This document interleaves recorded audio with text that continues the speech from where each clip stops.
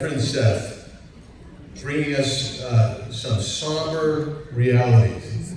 And it made me think back to, so Cindy and I have been married 44 years, and it makes me, I'm remembering when we came back, we moved up to Gilbert, and I started getting involved in politics after I had vowed never to get involved in politics.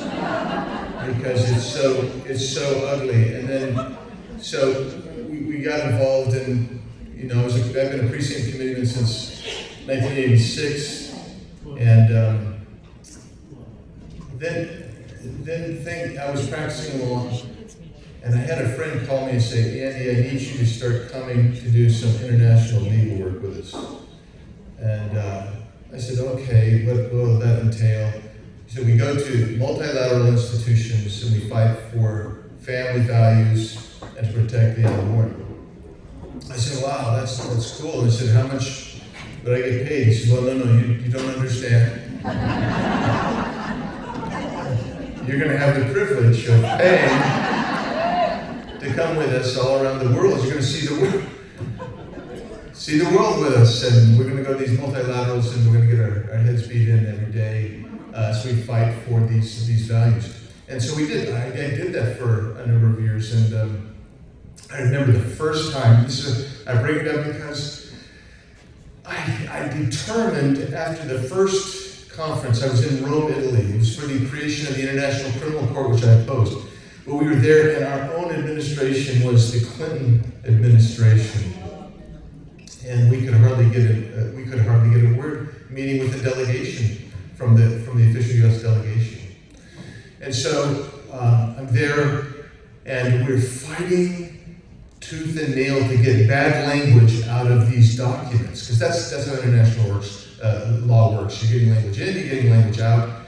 There's nothing there, and they called it consensus. Consensus when they beat the crap out of all the delegations, and even if there's 20 that aren't there, it's like, okay, well, that's consensus.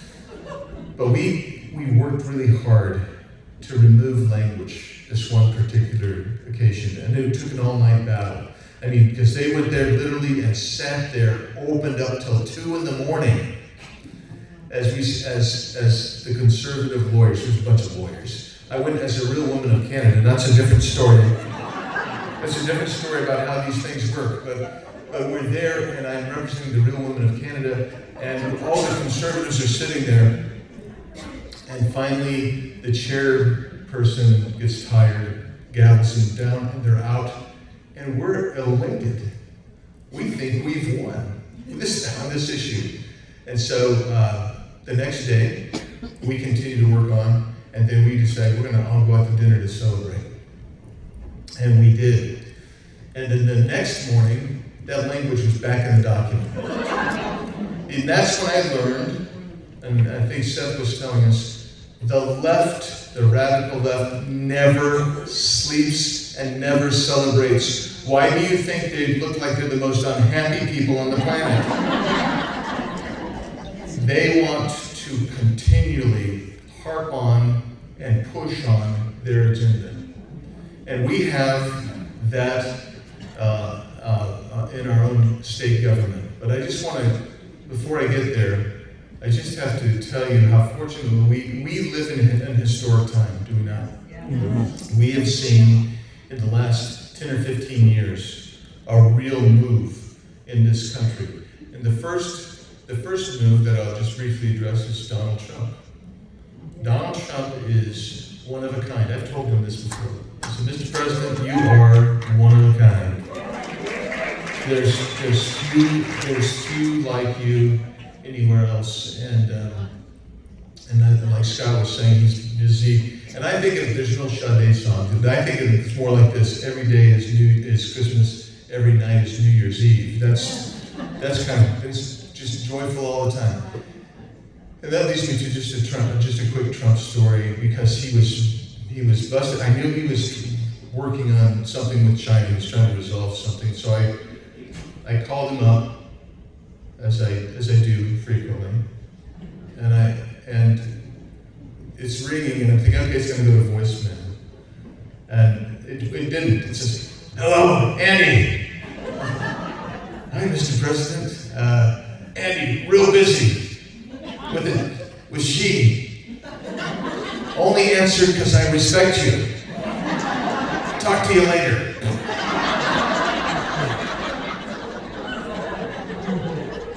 I can't believe these stories either. I had Burgess Owens sit down with me once. He says, Andy, I can't believe you've had all these stories. I said, I can't believe it either. I just, it's amazing stuff. But Debbie knows, because Debbie's had these kind of talks with President Trump. They're just wild. He's just a wild guy. But he is constantly focused on doing what's right for the country. He is, and many of you heard me talk about this, he's an intuitive federalist. And that means you're shrinking the size of the federal government and it's restoring power back to the states. And so we have a once-in-a-lifetime moment practically, and that is a shutdown engineered by the Democrats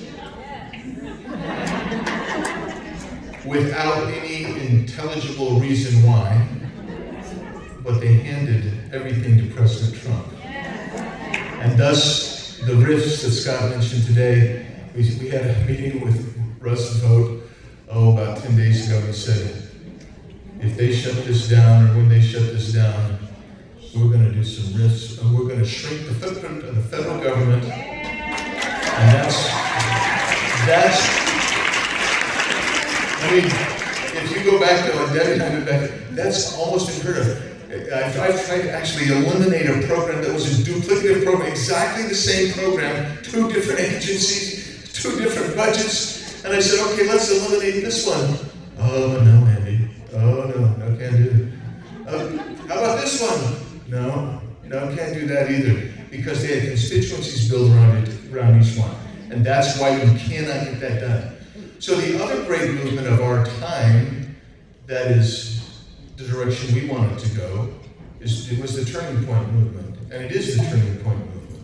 And it is, quite frankly, one of the most influential things that I've seen in my time. So when I met Charlie, it was at the insistence of some of my relatives who were actually working for Charlie and others who knew him, and I thought, well, this guy, he has the swagger of youth.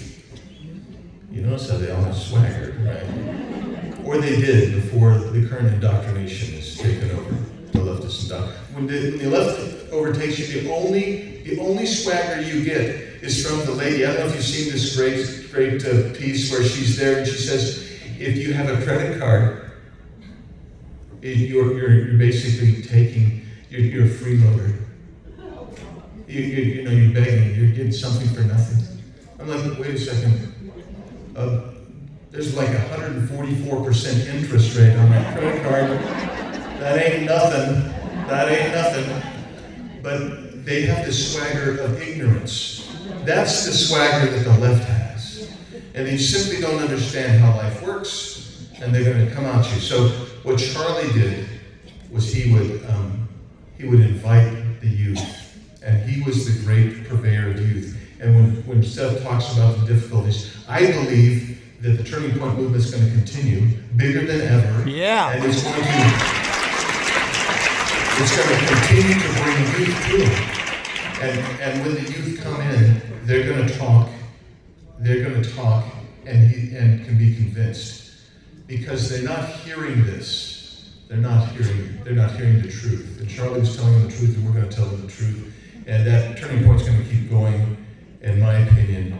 And right now, they have the potential to have a chapter on virtually every high school campus and every college campus in the country. Yeah. Now, real quick, before Deborah comes up here, I've been watching how this goes. I'm a slow learner, but I saw how this works. Deborah starts coming up. You better be winding up.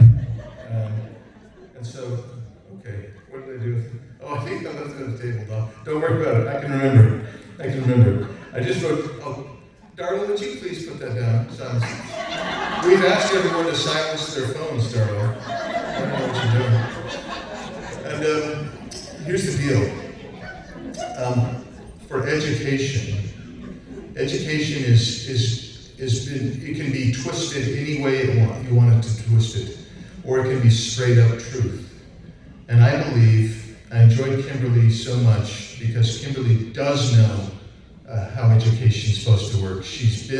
We've done this together with Debbie, and we've done the school choice. School choice is the answer, quite frankly. It is the answer. And here's why it's the answer. None of us want a system of education that says we're going to place primacy on a union.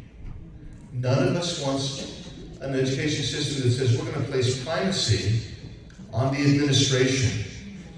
We want a system that says the students, the parents, and the teachers are the conduits and the recipients of the education that will make the citizens, that will make this country great and preserve this nation for many generations to come. Well, I see stirring in the wings. And so I do, Deborah, I have the microphone. But I believe that the Republican women, like Seth closed with, you have such incredible influence. Yep, right. You can help turn the nation. Right.